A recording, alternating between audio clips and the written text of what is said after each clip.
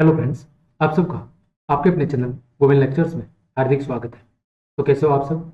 उम्मीद करता हूँ आप सब अच्छे होंगे और आप सबकी पढ़ाई भी अच्छी चल रही होगी। तो आज से हम कक्षा 9 विज्ञान विषय के सभी चैप्टर्स की एमसीक्यू क्लासेस शुरू कर रहे हैं, जिसमें हम प्रत्येक चैप्टर के जितने भी महत्वपूर्ण एमसीक्यू है, जो ऑब्जेक्टिव क्वेश्चन होते हैं, उन ऑब्जेक्टिव क्वेश्चन को सॉल्व कराएंगे।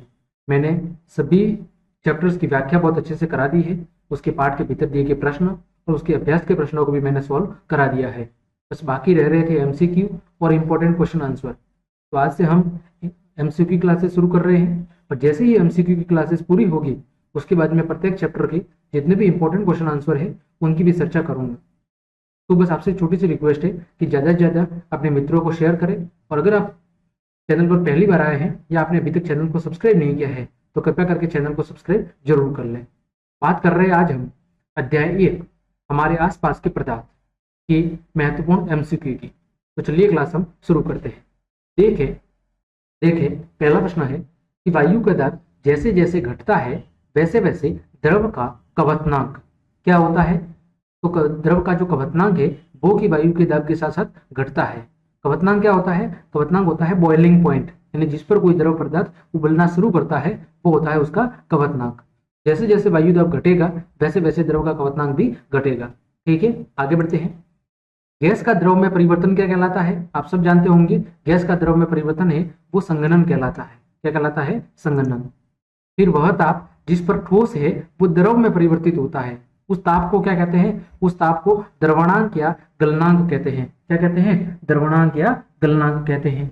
ठीक है, अगला प्रश्न है, पदार्थ के कणों को एक साथ बांधकर रखने वाला बल क्या कहलाता है? तो आप सब जानते होंगे, वो अंतराणुक आकर्षण बल कहलाता है। अगला प्रश्न, वह प्रक्रिया जिससे इत्र की गंध वायु में चारों ओर फैल जाती है उसे क्या कहते हैं? उसे विसरण कहते हैं। विसरण का मतलब होता है फैलना। निम्नलिखित में से कौन पदार्थ का मौलिक गुण है? पदार्थ का मौलिक गुण क्या है? तो द्रव्यमान और आयतन, ये दोनों पदार्थ के मौलिक गुण हैं जो कभी भी परिवर्तित नहीं होते हैं। अगला, पदार्थ के कण कैसे होते हैं? अति सूक्ष्म होते हैं, गतिज ऊर्जा युक्त होते हैं, एक दूसरे को आकर्षित करते हैं। इनमें से सभी, तो सभी, ऑप्शन डी सही हो जाएगा। अगला प्रश्न, पदार्थ की कितनी अवस्थाएं होती है? आप सब जानते होंगे, पदार्थ की 5 अवस्थाएं होती है, ठोस, द्रव, गैस, प्लाज्मा और बोस-आइंस्टाइन कंडेंसेट। अगला प्रश्न, निम्नलिखित में से कौन पदार्थ का गुण नहीं है? तो तरंग दैर्ध्य पदार्थ का गुण नहीं होता। घनत्व होता है, संपीड़ितता होता है और विसरण होता है। ठीक है, तरंग दैर्ध्य तरंगों का गुण होता है। किसकी संपीड़ितता सबसे कम होती है? संपीड़ितता का मतलब होता है दबाना, इसको आप नहीं दबा सकते। तो ऑप्शन ए, ठोसों के बीच में जो संपीड़ितता है वो क्या होती है? सबसे कम होती है, क्योंकि ठोसों के जो कण हैं वो बहुत ही मजबूत अंतराणु आकर्षण बल से जुड़े होते हैं। ठीक है, अगला प्रश्न देखें। अगला प्रश्न है आपका प्रश्न संख्या 11। निम्नलिखित में से किसका घनत्व सबसे अधिक होता है? तो सिंपल सी बात है, जिसकी संपीड़ितता अधिक होगी उसका घनत्व भी अधिक होगा। तो ठोसों के कण मजबूत आकर्षण बल से बंधे होते हैं, अतः इनका घनत्व भी अधिक होता है। फिर किसी ठोस पदार्थ का सीधे वाष्प में बदलना क्या कहलाता है? तो वो ऊर्ध्वपातन कहलाता है। फिर वाष्पन की प्रक्रिया से क्या उत्पन्न होती है? तो वाष्पन की प्रक्रिया से ठंडक उत्पन्न होती है। फिर एक 100 डिग्री सेल्सियस का ताप का मान केल्विन में कितना होगा? क्या है? 100 डिग्री सेल्सियस जो ताप है उसका केल्विन में मान कितना होगा? तो सिंपल सी बात है, आपको 273 को जोड़ना पड़ेगा। 273 को जोड़ोगे तो कितना हो जाएगा? 373 डिग्री केल्विन। ठीक है, 273.15 को जोड़ोगे तो 373.15 केल्विन आपका ताप हो जाएगा। ये तो ऑप्शन बी सही है। क्या ताप होता है? सूत्र क्या होता है? सेल्सियस प्लस 273 बराबर केल्विन ताप। ये हमने पढ़ा था प्रश्नों के दौरान भी, ये सूत्र होता है। ठीक है, बता देता हूँ, सेल्सियस प्लस 273, या तो 273 जोड़ा होगा या 0.15 बराबर क्या होगा? बराबर होगा केल्विन तापमान। ये सूत्र होता है। ठीक है, अगला प्रश्न, किसी पदार्थ का केल्विन में ताप अब की बार दिया हुआ है 676.15, ये डिग्री है। ठीक है, 676.158 सेल्सियस। तो केल्विन में ताप इतना है, तो सेल्सियस में ताप का मान कितना होगा? आपको अब की बार किसमें निकालना है? अब की बार आपको सेल्सियस में निकालना है। तो इसमें से क्या करोगे? इसमें से आप 273.15 को घटा दोगे तो कितना बच जाएगा? बच जाएगा 400 डिग्री सेल्सियस। ठीक है, चलिए ऑप्शन डी इसका सही होगा। अगला प्रश्न है, सौर मंडल में प्लाज्मा अवस्था की उत्पत्ति का कारण क्या है? तो उच्च ताप। क्या है? उच्च ताप एवं उच्च दाब। लेकिन सबसे पहले प्राथमिकता किसको दोगे आप? उच्च ताप को। गर्म करने पर गैस का आयतन क्या होता है? तो गैस का आयतन बढ़ जाता है। सिंपल सी बात है, गर्म करोगे तो गैस का आयतन क्या होगा? बढ़ जाएगा। ठीक है। अगला, आर्द्र वायु में गीले कपड़े सूखते हैं। जब आर्द्र वायु है, वायुमंडल में पहले से जल वाष्प मौजूद है, तो ऐसी स्थिति में वाष्पीकरण कम होगा और कपड़े क्या होंगे? कपड़े देरी से सूखेंगे, जैसे बारिश के मौसम में होता है या सर्दियों के मौसम में होता है। अगला, हवादार जगहों पर द्रव के वाष्पन का वेग, जब हवा तेज चलेगी तो वाष्पन की क्रिया भी क्या होगी? तेजी से होगी, यानी बढ़ जाएगी, क्योंकि जो वाष्पीकरण की प्रक्रिया है वो वायु की गति के क्या होती है? समानुपाती होती है। यदि हवा तेज चल रही है तो वाष्पीकरण भी तेजी से होगा। निम्नलिखित में से कौन सही नहीं है? पदार्थ सूक्ष्म कणों से बना है, सही है। पदार्थ के कण निरंतर गतिशील रहते हैं, सही है। ठोस पदार्थ का घनत्व द्रव से अधिक होता है, सही है। ठोस पदार्थ की संपीड़ितता द्रव से अधिक होती है, यह कथन गलत है। तो ऑप्शन डी इसका सही जवाब होगा कि यह कथन असत्य है। अगला, तापमान बढ़ने पर कोई ठोस पदार्थ क्या करता है? ठोस पदार्थ द्रव में परिवर्तित हो सकता है, सही बात है। बर्फ को गर्म करोगे, ठोस द्रव में बदल जाएगा। बिना द्रव में बदले सीधे गैस में बदल सकता है, सही बात है। कपूर या आयोडीन ऊर्ध्वपात क्रिया। अपरिवर्तित भी रह सकता है, जैसे पत्थर। और उपयुक्त सभी, तो उपयुक्त सभी इसका सही जवाब होगा। अगला प्रश्न है, किसका ऊर्ध्वपातन होता है? निम्नलिखित में से किसका ऊर्ध्वपातन होता है? तो जो आयोडीन है, उस आयोडीन का क्या होता है? ऊर्ध्वपातन होता है। अगला, निम्नलिखित में से कौन पदार्थ है? तो पदार्थ की विशेषता क्या होती है? इसका कुछ न कुछ द्रव्यमान होता है और वो कुछ न कुछ जगह घेरता है। तो जो ठंडा पेय पदार्थ है वो क्या होगा? वो पदार्थ है। ठीक है। अगला, निम्नलिखित में से कौन पदार्थ नहीं है? तो देखो, जो स्नेह है, स्नेह एक मन की भावना है। ठीक है, ये किसी प्रकार का कोई पदार्थ नहीं है। अगला, किस अवस्था में अणुओं की ऊर्जा, कर्जा नहीं ऊर्जा, अधिकतम होती है? तो अणुओं की ऊर्जा गैसीय अवस्था में अधिक होती है। ठीक है, क्योंकि उस समय कणों के बीच का जो आकर्षण बल है वो सबसे कम होता है। किस अवस्था में अणुओं की ऊर्जा सबसे कम होती है? अब बोल रहे हैं सबसे कम किस में होती है? तो ठोस में, क्योंकि ठोस में जो कण है वो अंतराणु का आकर्षण बल से मजबूती से क्या होते हैं? बंधे होते हैं। इस कारण उनके बीच गतिज ऊर्जा बहुत ही कम होती है। फिर निम्नलिखित में से द्रव में कौन अनिश्चित है? तो द्रवों का क्या? द्रवों का आकार क्या होता है? अनिश्चित होता है। उनका आकार बदलता रहता है पात्र के अनुसार। फिर बर्फ का एक टुकड़ा जल की सतह पर तैरता है, क्यों? क्योंकि जो बर्फ है वो जल से क्या होती है? हल्की होती है। और जिसका घनत्व जल से घनत्व से कम होगा वो तैरेगा, और जिसका घनत्व जल के घनत्व से अधिक होगा वो क्या हो जाएगा? डूब जाएगा। जैसे लोहे की कील डूब जाती है क्योंकि उसका घनत्व जल के घनत्व से अधिक होता है। ठीक है। अगला, शुष्क बर्फ क्या है? तो जो ठोस कार्बन डाइऑक्साइड होती है, ठोस CO2, उसको ही कहते हैं शुष्क बर्फ। निम्नलिखित में से कौन तरल पदार्थ नहीं है? तरल क्या होते हैं? जिसमें बहने का गुण होता है। जो लोहा है, लोहे में बहने का गुण नहीं पाया जाता। किसी पदार्थ के इकाई आयतन के द्रव्यमान को क्या कहते हैं? उसको डेंसिटी कहते हैं, घनत्व कहते हैं। D इक्वल टू क्या होता है?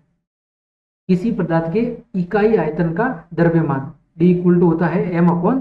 ठीक है, यदि v 1 हो जाएगा तो ऐसी स्थिति में द्रव्यमान किसके बराबर हो जाएगा? घनत्व के बराबर हो जाएगा। यानी घनत्व का सूत्र होता है द्रव्यमान बट्टे में आयतन। एक गिलास पानी में 2 चम्मच चीनी मिलाने पर उसके जल के स्तर में कोई परिवर्तन नहीं होता, क्योंकि चीनी के कण क्या होता है? जल के कणों के बीच में क्या हो जाते हैं? व्यवस्थित हो जाते हैं। ठीक है, क्योंकि द्रव के कणों के बीच में क्या पाया जाता है? कुछ न कुछ रिक्त स्थान पाया जाता है, और उस रिक्त स्थान में वो चीनी के कण अपना स्थान ग्रहण कर लेंगे। निम्न में से किस में अंतराणविक स्थान सर्वाधिक है? यानी कणों के बीच की दूरी सबसे अधिक किस में होती है? तो गैस में। गैस का मतलब यहाँ पर हवा से है। अगला, दाब के प्रभाव से पदार्थ का आयतन कम होने की क्रिया को क्या कहते हैं? तो संपीड़ितता कहते हैं। जैसे द्रव को हम बहुत उच्च दाब लगाकर क्या कर सकते हैं? उसको गैस में परिवर्तित कर सकते हैं। अगला, निम्न में से कौन सबसे अधिक संपीड़िय है? संपीड़ित का मतलब जिसको आसानी से दबाया जा सकता है, तो वो कौन है? हवा। क्योंकि हवा गैसीय माध्यम है और गैस के कणों के बीच में जो अंतराणु आकर्षण बल है वो कम होता है और उनके कणों के बीच में रिक्त स्थान ज्यादा होता है। जिस तापक्रम पर द्रव के वाष्प का दाब वायुमंडलीय दाब के बराबर हो जाता है, उसे द्रव का क्या कहते हैं? उसे द्रव का क्वथनांक कहते हैं, क्योंकि उस ताप पर वो उबलना शुरू कर देता है। ठीक है। निम्नलिखित में से कौन पदार्थ का गुण नहीं है? कौन सा नहीं है? नंगी आंखों से दिखाई नहीं देना, तो पदार्थ को हम आसानी से देख सकते हैं। अगला, किसी गैस का द्रव में परिवर्तित हुए बिना सीधे ठोस अवस्था में परिवर्तित होने की क्रिया क्या कहलाती है? उसे कहते हैं ऊर्ध्वपातन। यहाँ पर कुछ गलत प्रिंट हुआ है, आप सब जानते होंगे क्या कहते हैं उसे, ऊर्ध्वपातन। और गैस का फिर से ठोस में सीधे परिवर्तित होना क्या कहलाता है? वो निक्षेपण कहलाता है। फिर 0 डिग्री सेल्सियस का मान केल्विन स्केल पर कितना होगा? तो 273 केल्विन। अगला, निम्नलिखित में से कौन ठोस नहीं है? तो जो पारा है वो द्रव अवस्था में पाया जाता है, वो ठोस नहीं होता। निम्न में से द्रव को चुने, तो द्रव कौन है? जल है। अगला, हमारे आसपास उपस्थित पदार्थ कितनी अवस्थाओं में पाए जाते हैं? तो वो 3 ही होते हैं, ठोस, द्रव और गैस। कणों के बीच आकर्षण बल किसमें सबसे अधिक होता है? तो ठोस पदार्थ में सबसे अधिक होता है। अगला, अमोनियम क्लोराइड NH4Cl को गर्म करने पर क्या होता है? तो गर्म करने पर ये सीधे ठोस से गैस में बदल जाता है, यानी ऊर्ध्वपातन की क्रिया होती है। अगला, 470 डिग्री केल्विन का मान सेल्सियस में कितना होगा? इसका 470 डिग्री केल्विन का मान सेल्सियस में कितना होगा? तो सिंपल सी बात है, 473 माइनस 273 कर लो तो कितना हो जाएगा? 97 डिग्री सेल्सियस। ऑप्शन बी सही है। अगला, किसी ठोस के इकाई द्रव्यमान को द्रव अवस्था में बदलने में बिना ताप बदले जितनी ऊष्मा लगती है उसी ठोस का क्या कहते हैं? देखो क्या बोल रहा है, किसी ठोस के इकाई द्रव्यमान को द्रव अवस्था में बदले में जो ऊष्मा लगती है, जो ताप को बिना परिवर्तित किए हुए लगती है ना, वो ऊष्मा क्या कहलाती है? वो कहलाती है द्रवण की गुप्त ऊष्मा, यानी द्रव की गुप्त ऊष्मा कहलाती है।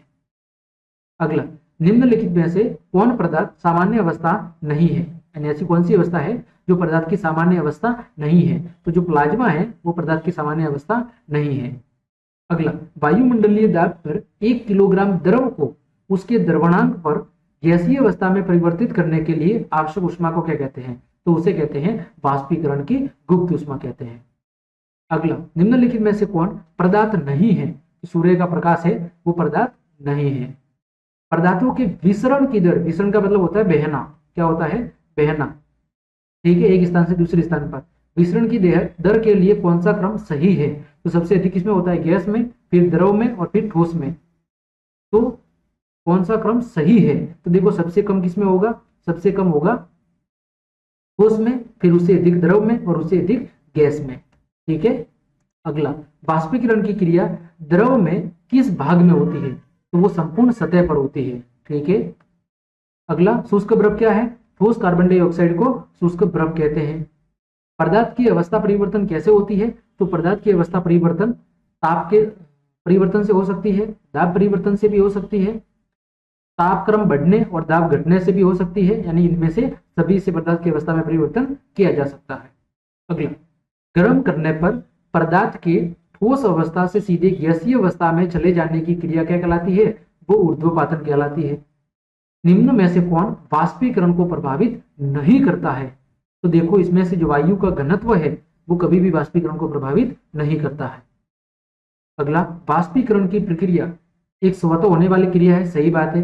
द्रव के क्वथनांक पर निर्भर करती है, सही बात है। शीतलता उत्पन्न करती है, सही बात है। उपयुक्त सभी सही है। अगला कथन है, वाष्पीकरण की गुप्त ऊष्मा क्या है? वाष्पीकरण की गुप्त ऊष्मा का मतलब है कि किसी द्रव को गैसीय अवस्था में बदलने के लिए उसके क्वथनांक पर द्रव के वाष्पित होने में जो अवशोषित ऊष्मा होती है वो, यानी किसी द्रव को द्रव से गैस में बदलने के लिए उसके क्वथनांक पर दी जाने वाली जो ऊष्मा है वो कहलाती है उसकी वाष्पीकरण की गुप्त ऊष्मा। अगला, वायुमंडल में उपस्थित गैसों में वाष्प कौन है? तो जो H2 है वो ही जल वाष्प है। प्लाज्मा क्या है? तो प्लाज्मा पदार्थ की चौथी अवस्था है। अगला, हाइड्रोजन सल्फाइड H2S गैस की गंध दूर से ही महसूस होती है, ऐसा किस कारण होता है? तो ऐसा विसरण के कारण होता है। अगला, निम्नलिखित में से कौन सही नहीं है? ठोस पदार्थ के कणों की गतिज ऊर्जा न्यूनतम होती है, बिल्कुल सही है। द्रव तरल होते हैं किंतु ठोस दृढ़ होते हैं, सही बात है। वाष्पीकरण की क्रिया द्रव की सतह के अंदर होती है, गलत, द्रव की सतह पर होती है, तो ये कथन गलत है, बाकी तीनों कथन सत्य है। अगला, निम्न में से कौन ऊर्ध्वपातित नहीं होता है? तो जो गंधक है वो नहीं होता, आयोडीन होता है, मोसादर होता है और कपूर होता है। अगला, नेफ्थलीन की गोली कुछ समय बाद बिना कोई अवशेष छोड़े गायब हो जाती है, ऐसा किस प्रक्रिया के कारण होता है? तो ऐसा ऊर्ध्वपातन के कारण होता है। खाना बनाने वाली गैस की गंध किस यौगिक की उपस्थिति के कारण होती है? तो उसमें क्या होता है? एथाइल मरकैप्टन होता है, जिसके कारण उसकी एक विशिष्ट गंध आती है। अगला, वाष्पीकरण की क्रिया से क्या होता है? ठंडक उत्पन्न होती है। अगला, जल, पेट्रोल और स्पिरिट के वाष्पीकरण की दर का सही क्रम चुनें। तो देखो, जल, पेट्रोल और स्पिरिट, तो देखो सबसे अधिक जो वाष्पीकरण होगा वो किसका होगा? पेट्रोल का होगा, फिर स्पिरिट का होगा और फिर किसका होगा? जल का होगा। तो ऑप्शन सी सही होगा। अगला, ठोस पदार्थों का संपीड़न, संपीड़न का मतलब है वो दबाने की क्रिया, इकट्ठा करना, कणों को दबाकर इकट्ठा करना। तो क्या होता है? द्रव और गैस से कम होता है। सबसे अधिक होता है गैसों में, फिर द्रव में और फिर ठोस में। तो सबसे कम होता है ठोसों में संपीड़न। सही कथन को चुनें। इसमें से सही कौन सा है वो आपको बताना है। द्रव को गैसों की अपेक्षा आसानी से संपीड़ित किया जा सकता है। द्रव को गैसों की अपेक्षा आसानी से संपीड़ित किया जा सकता है, ये गलत है, क्योंकि संपीड़न गैसों में सबसे अधिक होता है। फिर गैसों का विसरण नहीं होता, गलत है, गैसों का विसरण सबसे अधिक होता है। ठोस पदार्थों की आकृति और उसके आयतन दोनों निश्चित होते हैं, ये कथन सही है। ऑप्शन सी सही होगा आपका। अगला कथन है, पदार्थ के कणों के बीच उपस्थित आकर्षण बल को क्या कहते हैं? उसको अंतराणविक आकर्षण बल कहते हैं। अगला, प्लाज्मा पदार्थ की कौन सी अवस्था है? तो चौथी अवस्था है। सिलेंडर में भरा हुआ द्रवित पेट्रोलियम गैस एलपीजी क्या होता है? एलपीजी एक द्रव की अवस्था में होता है। ठीक है, नाम से पता चल रहा है लिक्विड, लिक्विड का मतलब द्रव। किसी खोलते हुए द्रव का तापक्रम हमेशा क्या रहता है? हमेशा स्थिर रहता है। वो जब उबलना शुरू हो जाता है उसके बाद उसका तापमान कभी भी नहीं बढ़ता है। अगला, किसी ठोस पदार्थ का द्रवणांक, द्रवणांक का मतलब गलनांक, उसके द्रव रूप का क्या होता है? उसके द्रव रूप का हिमांक होता है। उस अवस्था पर वो द्रव किसमें बदलेगा? बर्फ में बदलना शुरू होगा। अगला, निम्नलिखित में से कौन कपड़ा गर्मियों के समय में अधिक आरामदेह होता है? तो कौन सा होता है? सूती कपड़ा, क्योंकि उससे वाष्पीकरण की क्रिया आसानी से हो जाती है और वो पसीनों को आसानी से सोख लेता है। अगला, वाष्पीकरण की क्रिया किस तापक्रम पर होती है? तो वो सामान्य तापक्रम पर ही होती है, यानी खपतनांक से कम ताप पर होती है। अगला, निम्न में से कौन ठोस पदार्थ का गुण नहीं है? तो जो बहाव या विसरण है वो ठोस पदार्थ का गुण नहीं होता है। किसी द्रव पदार्थ का वाष्पीकरण तेज करने के लिए उसे निम्न में से किस में रखेंगे? तो उसे थाली में रखेंगे। क्यों? क्योंकि जितना सतही क्षेत्रफल ज्यादा होगा उसकी वाष्पीकरण की क्रिया उतनी ही अधिक होगी। गैस से द्रव अवस्था में परिवर्तन क्या कहलाता है? संघनन कहलाता है। अगला, कौन द्रव का गुण नहीं है? द्रव का गुण कौन सा नहीं है? तो बहाव का अभाव। निश्चित आयतन होता है, सही बात है, अनिश्चित आकृति भी होती है, ठोस से अधिक संपीड़िता भी होती है, लेकिन बहने का अभाव। ये कह रहा है कि द्रव नहीं बहते, ये कथन गलत है, द्रव बहते हैं। इसका उत्तर सही होगा ऑप्शन सी। अगला, भोजन की गंध किस क्रिया द्वारा महसूस होती है? तो विसरण के द्वारा। अगला, बर्तन के प्रति इकाई क्षेत्र पर गैस के कणों द्वारा आरोपित बल को क्या कहते हैं? तो उसे गैसीय दाब कहते हैं। अगला, वायुमंडलीय दाब कितने पास्कल के बराबर होता है? तो 1,00,000 पास्कल के बराबर होता है। अगला, वायुमंडलीय दाब पर 1 किलोग्राम ठोस को उसके गलनांक पर द्रव में बदलने के लिए आवश्यक ऊष्मा को क्या कहते हैं? उसे संगलन की गुप्त ऊष्मा कहते हैं। अगला, निम्नलिखित में से कौन ऊर्ध्वपातित नहीं होता? तो ठोस CO2। शुष्क द्रव क्या है? ठोस CO2 को ही शुष्क द्रव कहते हैं। गैस के कणों द्वारा बर्तन पर आरोपित बल क्या कहलाता है? गैसीय दाब कहलाता है। निम्नलिखित में से द्रव में कौन निश्चित है? तो द्रवों का जो आयतन है वो निश्चित होता है। अगला, 10 डिग्री तापक्रम किसके बराबर है? तो ये 283 केल्विन के बराबर है। 10 डिग्री प्लस 273, ये जीरो नहीं है, ये डिग्री है, तो ये 10 डिग्री सेल्सियस है। इसको अगर हम 273 जोड़ देंगे तो ये हो जाएगा 283 केल्विन। अगला, जब वाष्प संघनित होती है तो क्या होता है? उसका ताप घट जाता है। अगला, सही कथन को चुनें। पदार्थ पंच तत्वों से बना है, पदार्थ पंच तत्वों से बना है। पदार्थ के कणों के बीच कोई रिक्तता नहीं होता, ये भी गलत है। पदार्थ कणों से बना है, ये सही है। अगला, कौन सा कथन सही नहीं है? ठोस के कण स्थिर होते हैं, द्रव के गतिशील, सही है। वाष्पीकरण से गर्मी पैदा होती है, वाष्पीकरण से पदार्थ के कणों के बीच परस्पर आकर्षण होता है, सही है। वाष्पीकरण से गर्मी होती है, ये कथन गलत है, ऑप्शन बी सही है। ठीक है, वाष्पीकरण से क्या होती है? वाष्पीकरण से ठंडक होती है। अगला, वाष्पीकरण की गुप्त ऊष्मा क्या है? वाष्पीकरण की गुप्त ऊष्मा का मतलब है कि जो द्रव पदार्थ है उसको उसके क्वथनांक पर 1 किलोग्राम द्रव को वाष्पित होने में जो शोषित ऊष्मा है वो क्या कहलाती है? वो वाष्पीकरण की गुप्त ऊष्मा कहलाती है। द्रव को 1 किलोग्राम द्रव को उसके क्वथनांक पर वाष्प बदलने में जितनी ऊष्मा की जरूरत होती है वो कहलाती है वाष्पीकरण की गुप्त ऊष्मा। अगला, किस पदार्थ के आकृति और आयतन दोनों अनिश्चित होते हैं? तो गैसों के आकृति और आयतन दोनों अनिश्चित होते हैं। निम्न में से पदार्थ को चुने, तो पदार्थ क्या है? इसमें से पदार्थ है बादल। अगला, किस तापक्रम पर जल द्रव अवस्था में रहता है? तो 0 डिग्री से ऊपर, तो 20 डिग्री सेल्सियस पर। अगला, दाब बढ़ाने पर द्रव का क्वथनांक क्या होता है? द्रव का क्वथनांक भी बढ़ जाता है। बर्फ के टुकड़े को गर्म करने पर वह पिघलने लगता है किंतु तापक्रम स्थिर रहता है। ली जा रही ऊष्मा कहाँ चली जा रही है? गुप्त ऊष्मा में परिवर्तित हो जाती है, सही बात है। बर्फ के कणों को स्वतंत्र गति के योग्य बनाती है, सही बात है। गर्म की जा रही सामग्री में छुपी रहती है, सही बात है। यानी उपयुक्त तीनों कथन सही है। अगला, बर्फ जल के ऊपर तैरता है, क्यों? क्योंकि बर्फ का जो घनत्व है वो जल के घनत्व से क्या होता है? कम होता है। वायु क्या है? तो वायु एक प्रकार की गैस है। धातु की बाल्टी क्या है? धातु की बाल्टी ठोस है। दूध क्या है? दूध क्या है? दूध द्रव अवस्था में होता है। स्पंज क्या है? स्पंज ठोस अवस्था में होता है। गैस के कणों के बीच आकर्षण बल क्या होता है? सबसे कम होता है। गैसों की संपीड़ितता क्या होती है? सबसे अधिक होती है। तो इस प्रकार हमने आपके अध्याय 1 के जितने भी महत्वपूर्ण एमसीक्यू बन रहे थे उन सभी महत्वपूर्ण अवसद वाले प्रश्न जो बहुविकल्पीय प्रश्न है उनकी चर्चा मैंने बहुत अच्छे से कर ली है। उम्मीद करता हूं आपको सारे प्रश्न अच्छे से समझ में आए होंगे। तो क्लास देखने के लिए आप सभी को धन्यवाद। अगर आपको क्लास और मेरी मेहनत पसंद आ रही है तो फिर लाइक, कमेंट, शेयर और सब्सक्राइब जरूर कर लें। इसके अलावा सभी प्रकार के नोट्स और स्टडी मटेरियल हेतु आप मेरे टेलीग्राम चैनल को ज्वाइन कर ले ताकि आपको सभी प्रकार के नोट्स और स्टडी मटेरियल बिल्कुल फ्री ऑफ कॉस्ट मिलता रहे। आज के लिए इतना ही। जय हिंद, जय भारत।